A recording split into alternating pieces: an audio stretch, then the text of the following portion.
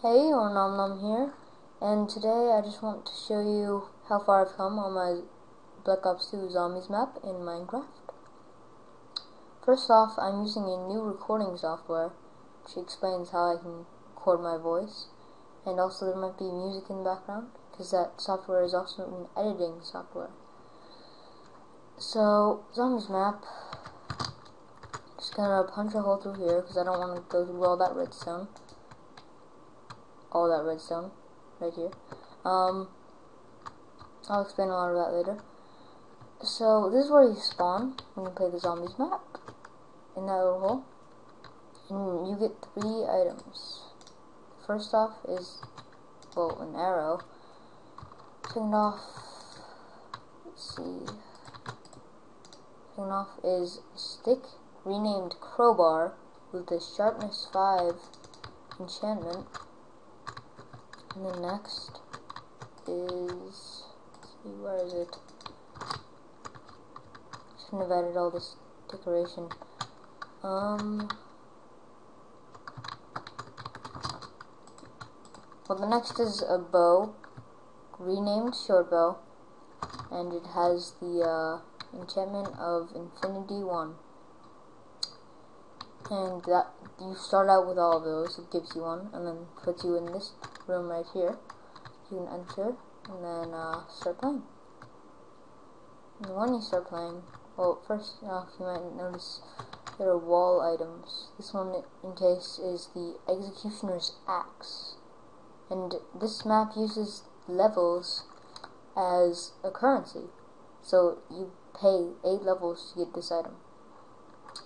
And there are parts scattered around, which in total will create a diamond sword with a bunch of other enchantments. Here's another wall item. It's 12 arrows for 3 levels. Then here's the base of operations, but you have to unlock the door, which costs 3 levels. So I'll give myself 3 levels right now. Unlock the door, and now we're in. This is where most of the stuff is. The crafting table, which is kind of ironic because there's actually a crafting table in Minecraft. The item box, which works, and the working perks, which are Juggernog, and even though this isn't a perk in the game, Nuke. Now I'm going to give myself a bunch of levels to show you a lot of those. So first, since I didn't do this before, turn my difficulty to hard. Spawn zombie. So Juggernog is just gives you an enhanced golden apple, as shown, and then Nuke will kill all the mobs. And you can see it spin my chat a little.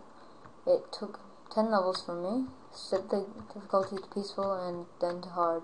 That's how the nuke works. And then, let's see. So, here. These wall weapons. This one is just a command block to give you the item because it's multiple items. But then the other ones, like the weapons that have enchantments on them that you can buy, this Reaper Scythe here.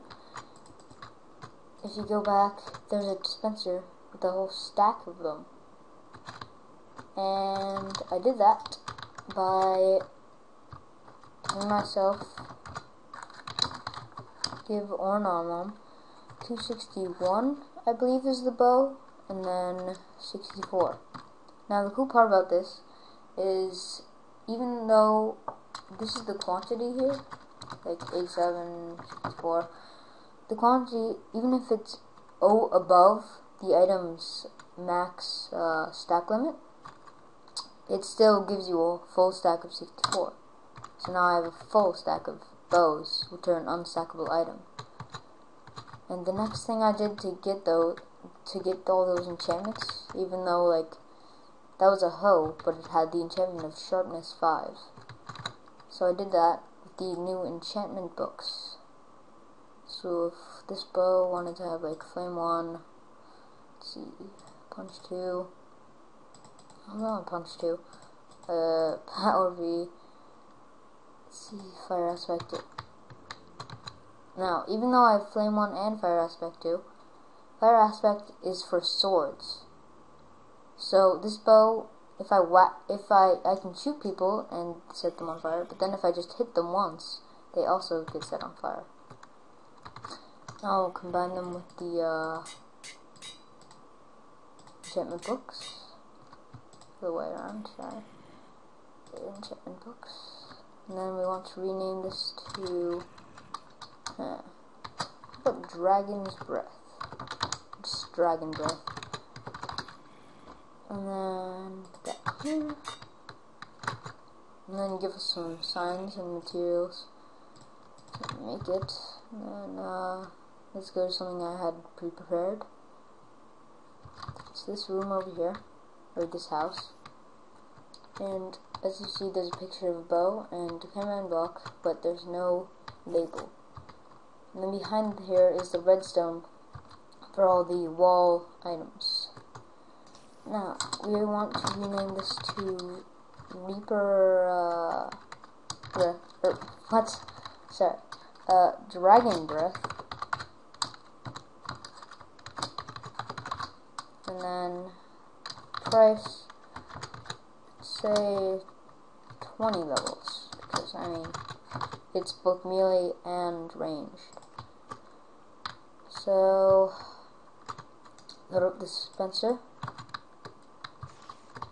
or hopper, and let me explain how this works. So it's going to test for someone with this amount of levels. LM means level minimum 20. So if there's no one with a minimum of 20 levels, then the radius 3, as shown by the R3, then it's not going to trigger this right here.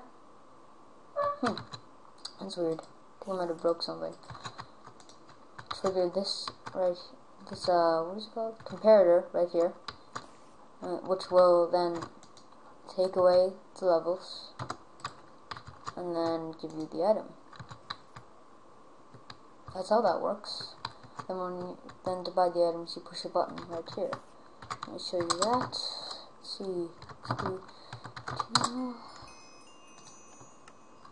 Taking 20 levels, and then it gave me Dragon Breath. Now, that's pretty much how most of the stuff works in this map, actually. Let me show you the item box. So here's the item box. It's a trap chest, note block, and command block under that. The command block is what we saw before, where normally you'd push the button instead of open the chest to trigger it. And since I don't have 5 levels, nothing's gonna happen. However, if I give myself 5 levels and then open it up, I got an arrow. That's probably one of the worst things you can get out of the box, actually. And then let's here, do 10 levels, and try it once more. And now we got the super bow, which has power V, flame 1, and punch 2, which is slightly different from the Dragon Breath, but it's free. Just gotta get lucky. Now the way this works is same as the item shops, but instead of putting just one item in the dropper, I put all kinds of different items. So yeah, and then I already showed you that, and showed you that. And then so yeah, for the crafting, I have these parts scattered all around. And whenever you find them, you can see in my chat, it says the game whispers to you, part found. Okay, so let me go ahead and explain more of the redstone. Okay, this is on top of the spawn. There's a miniature mountain, and on this is a button that revives all players. This is how the revive system works, because I can't really get a player to go down in Minecraft. And this redstone will be hidden. It will be in a closed area. I'm just too lazy to do that right now. And this will teleport all the players to the spawn. Now, or teleport all the players in these 4 capsules.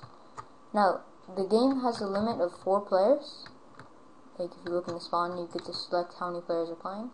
1 player, 2 player, 1 player, 2 players, 3 players, 4 players. And then, that sets which one of these capsules you'll spawn in. If it's 1 player, you're just going to spawn in this one. If it's 2 player, you're going to spawn in this one, because there's 2. It's 2 from the right. Now if it's 4 players, none of these will well, you'll spawn in the very first one, and then so basically when someone goes in these, it sets the spawn point of all players to the next capsule, and then the next capsule, and then the next capsule. And when this capsule is triggered, it announces game over, all players are down. Say restarting, restarts all players' levels, clears all players, then teleports them to the spawn. So that's how that works. And then for the spawning, around here, there's my game. Yep, did you see that zombie just spawn? And that zombie too. So basically, there is a spawner down here, or what I like to call a spawner core. Now, so basically, this will there's 5 spawners, and if I have them on, if I have it on, then these spawners will work. But if I don't, I have another one over here. If I don't want them to spawn, I turn on these lights, which won't let them spawn. Now, for some reason, that one over there is glitching out. I don't know why. But, yeah. Then I can control that over here. There are 3 spawner cores so far. That's these 3 tunnels. Then, right now, all of them should not be spawning. Except that one, which is glitching out. This one. And then, yeah. That's pretty much what I have so far on my zombies map. Thank you for watching.